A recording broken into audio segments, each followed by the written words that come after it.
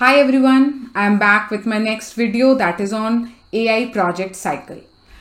तो इस टर्म से हम आर्टिफिशियल इंटेलिजेंस को हटाते हैं अभी और देखते हैं कि प्रोजेक्ट साइकिल क्या होता है. Assume that you have to make a 3D model of the water cycle. So to create this water cycle, what you will do? आप क्या स्टेप्स लेंगे? Obviously you will not start creating immediately तो आप model बनाना शुरू नहीं करेंगे. तो अगर मान लीजिए मुझे ये बनाना होगा वाटर साइकिल का मॉडल, तो what I will do, I will maybe first create the design on the paper पे मैं ड्रॉ करूंगी. Then I will make a list of the things that I need, materials that I require. Then I will source that material, मुझे कहाँ से मिलेगा ये देखना पड़ेगा. उसके बाद I will acquire that material. After I have all the materials with me, then I will actually create, मैं actually वो 3D model को बनाऊंगी. And after I have made the model, उसके बाद I'll share it with my friends and family members so that they can give me some feedback. और उसके बाद अगर उन्होंने कुछ उसको improve करने के लिए suggestions दिए जो मैं कर सकती हूँ, then I will do that. और उसके बाद मैं फाइनली जिसने भी मुझे वो मॉडल बनाने के लिए कहा है, किसी टीचर ने कहा या किसी और ने कहा है, then I will share that model with them. So that is how I will go about creating my water cycle. तो अगर हम इसको थोड़ा फॉर्मलाइज करते हैं, so what are the phases in execution of any project? Requirement gathering, what I need, then I will plan, I'll design the project, then I'll source all the materials that I need, फिर मैं उसको develop करूंगी, then I'll send it for review to my friends and family members और जो कोई भी review दे सकता हो, and finally वो review incorporate करने के बाद I will share it. So these are phases in execution of any project, and for an AI project we have 4 phases. ये जो सारे phases अभी हमने डिस्कस किए उनको हमने 4 phases में डिवाइड किया है. Project planning, data acquisition and exploration, data modelling and finally deployment and after. What happens in AI projects is कि जो एआई सिस्टम हम डेवलप करते हैं उसमें जब वो रन करने लग, whatever input is given to the AI system takes it back and adds it to its training data set. और ट्रेनिंग डेटा सेट में ऐड करने के बाद उस नए डेटा के हिसाब से वो अपनी थोड़ी सी फाइन ट्यूनिंग करता है. मतलब कि डिप्लॉयमेंट के बाद जो है वो खत्म नहीं होता है project, it just goes in as a cycle and that is why we call it a AI project cycle. Deployment के बाद अगेन अगर बहुत सारा न्यू डेटा ऐड हो गया है, then we have to go back again to planning and exploring the data और modelling उसकी करनी होती है. So that is why it is called a AI project cycle. So let's now get on to discussing the project cycle. What is the first one? Project planning. Planning जो है वो किसी भी project के लिए, किसी भी काम के लिए बहुत essential होता है. And the first thing that you must decide during the project planning is what is the outcome. इस AI मॉडल को बनाकर मैं क्या आउटपुट अचीव करना चाहती हूँ ये हमें डिसाइड करना होगा. Besides this, we'll have to think about what will be the benchmark for success. अगर हमने कहा है कि मेरा प्रोजेक्ट सक्सेसफुली कंप्लीट हो गया है, so what are the 4, 5, 7, 10 criteria that will decide that the project has been successfully completed. Then we also need to decide कि ये प्रोजेक्ट जो है वो किसके लिए बनाया जा रहा है, who will benefit from this project. Then this is an AI project, so data is very important. So how much data do I need? Who will be responsible for gathering that data? And finally, who will be responsible for executing the project? Of course, बहुत सारे लोग मिलकर के एक project को करते हैं, but who is that one person or a group of people जो कि responsible हैं उस प्रोजेक्ट के सक्सेसफुल कंप्लीशन के लिए? तो फेज 1 में ये सारी चीजों की हम प्लानिंग करते हैं and then we move on to the phase 2 which is data acquisition and exploration. तो इसमें 2 पार्ट्स होते हैं, डेटा एक्विजिशन होता है और डेटा एक्सप्लोरेशन होता है. डेटा एक्विजिशन डेटा एक्वायर करना है, लेकिन डेटा एक्वायर करने से पहले हमें ये डिसाइड करना होगा कि वो डेटा क्या होगा. और जब हम एक्वायर करते हैं तो हमें उसे डेटाबेस में सेव भी करना होता है. तो उसको सेव हम कैसे करेंगे? What will be the Meta data? See, what happens that every time you need to know कि ये डेटा क्या है, हमने सेव कर दिया, कुछ फाइल नेम भी दे दिया, right, but what is there inside that data. तो हर बार अगर हम उसे डेटा को खोल करके और पूरा देखना पड़ेगा, that wastes lots of time. So what actually is done कि जब वो डेटा को सेव किया जाता है, देन उस डेटा का नाम, उसका time of acquiring that data, date of acquisition, a brief summary, ये सारी इंफॉर्मेशन हम उसमें रखते हैं. Who was the person who actually acquired that data, so that later when we want to get some data तो हमें वो easy हो उस डेटा के बारे में कुछ इंफॉर्मेशन जानने के लिए. देन डेटा हो गया, मेटा डेटा हो गया, what will be the format, audio, video, text, anything else. Then data frequency, how frequently I want to acquire the data and save it. Say for example, I am creating a AI model for HR or personal department. अब उसमें organization में जितने employees होंगे उनके data को हम acquire करेंगे.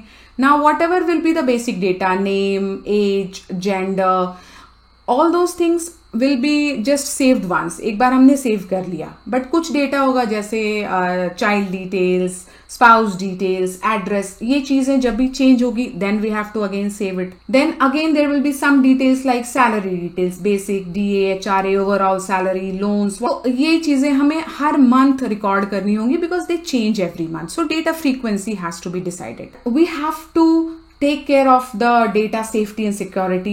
वो डेटा जो है वो अनऑथराइज्ड एक्सेस नहीं होना चाहिए, वो गलत लोग उसको एक्सेस ना कर पाएं. उसके बाद कोई उसको मॉडिफाई हर आदमी ना कर पाए, because if everybody can modify then things can change without the person who is actually using that data knowing about it. And we have to decide who owns that data. There is so much of data around, तो हमें ये decide करना पड़ेगा कि ये data का ownership किसका है. Who will ensure that this data is safe and secure. After we have decided all this, then we will actually get on to acquiring that data.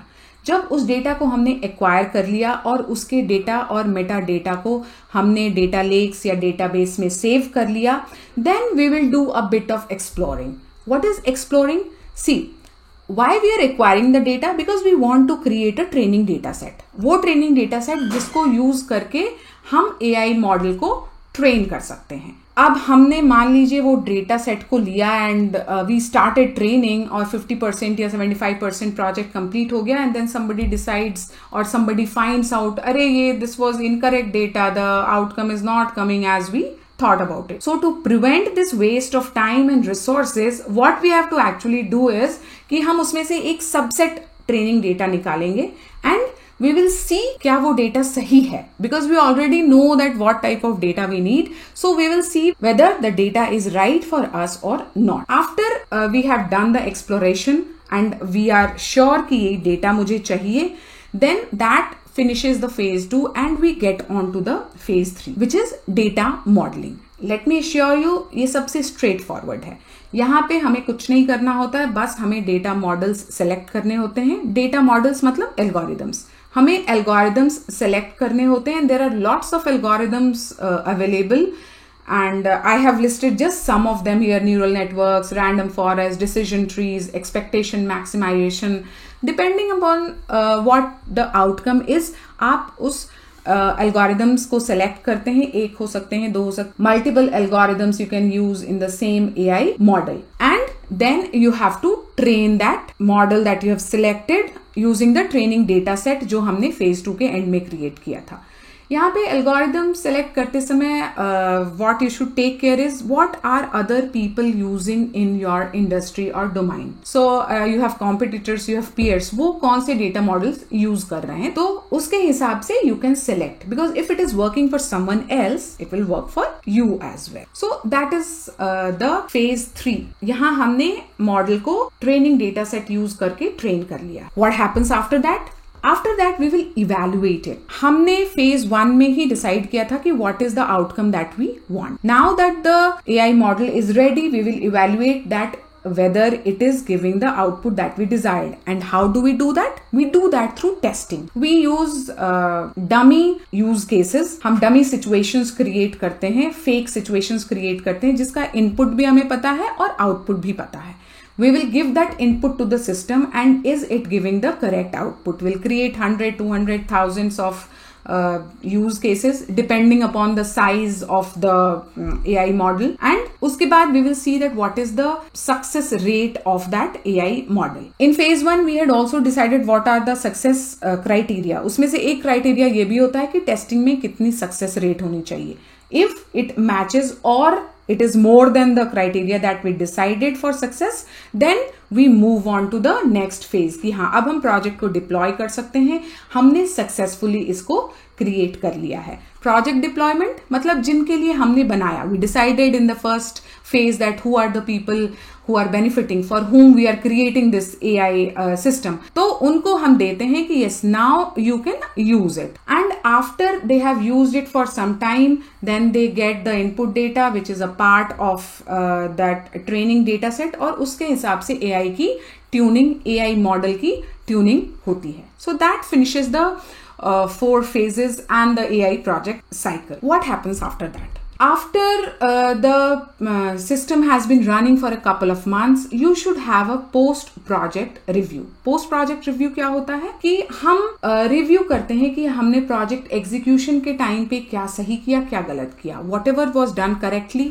we will repeat it for our subsequent AI projects. जो हमने सही नहीं किया, we will not do that. We should know that we should not repeat those same mistakes in the subsequent AI projects.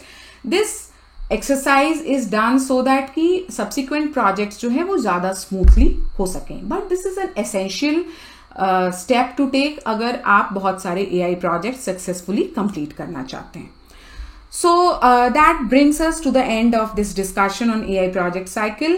और इससे पहले कि मैं खत्म करूं, let's just have a recap of the important steps. AI phases को अलग हटाते हैं, जो important steps हमने cycle के लिए लिए उसको देखते हैं. Business planning, then data planning, data acquisition किया हमने, then AI modeling की, testing, deployment and finally AI model tuning, which just goes on in that AI project cycle. So this brings us to the end of this video. लेकिन जाने से पहले अगर आपके कोई questions हैं, कोई queries हैं, कोई doubts हैं, please comments में डालिए. I promise to answer your queries. मैंने वीडियो के डिस्क्रिप्शन में AI project cycle blog का लिंक भी दिया है. You can go there, read it. You have any queries, just leave a comment there या यहाँ पे कमेंट कर सकते हैं. अगर आपको ये वीडियो अच्छा लगा हो तो प्लीज लाइक करिए, शेयर करिए और सब्सक्राइब करिए.